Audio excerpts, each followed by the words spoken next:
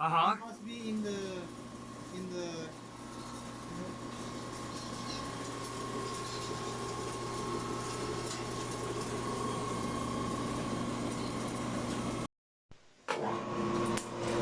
So, we have old broken 3D prints right here that didn't quite come out or whatever, we don't want them anymore. We spread them up.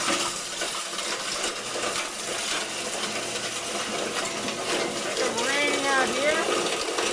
And all this gorgeous pellet.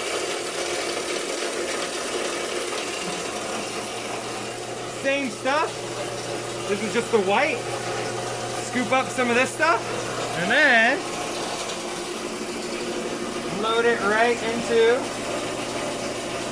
the Lily extruder. It's taking the plastic and it's 3D printing with it right there. So we got the full cycle of recycling going on right there. This is rad. Excellent.